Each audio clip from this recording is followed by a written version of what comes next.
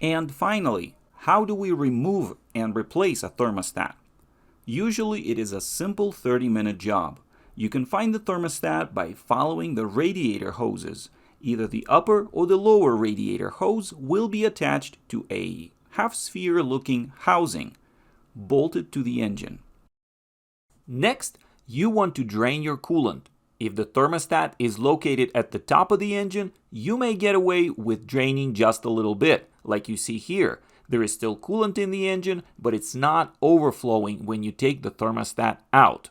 But if the thermostat is located at the bottom of the engine, you want to drain all of your coolant before removing the thermostat, so you don't make a mess like you see in this video. I personally prefer draining coolant completely in either case, as it gives me an opportunity to put fresh coolant in the engine. Finding a drain valve usually is pretty intuitive. In our case, we have a drain plug that gets removed with a Phillips screwdriver. Once you've drained the coolant, remove the thermostat housing bolts. Bear in mind, not all housings look the same. Sometimes they have 3 or even more bolts. Sometimes the new thermostat will come with a whole housing and gets replaced as an assembly. So always refer to repair manuals and look up what a thermostat for your car looks like before proceeding with this job. Next, remove the old thermostat and pay attention to how it is placed. There is a bleeder valve usually that should be pointing up for bleeding the air out of the system when the thermostat is closed.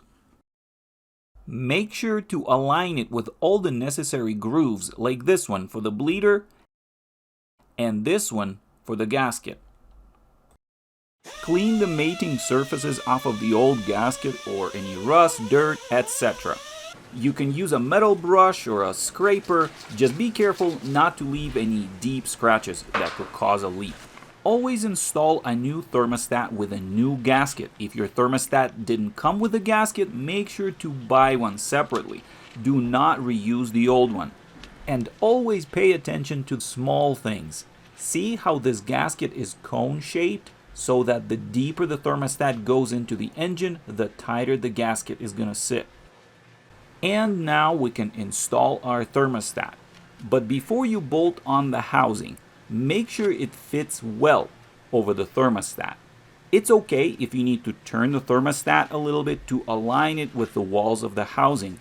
Once you confirm the housing sits flat on the engine block, it's not crooked, it's not rubbing on the thermostat, you can bolt it down. And that's pretty much it. Install the hose if you took it off, the clamp, close the radiator drain, fill the system with new coolant, and go test drive it. On this particular vehicle, the thermostat housing was leaking, and now it is nice and dry. I hope this video was helpful. Share it with friends, save it to your how-to playlist, leave a comment about your experience with thermostats. Any feedback is always appreciated. Links to the products you saw in this video will be in the description. Thank you for watching, good luck, and take care.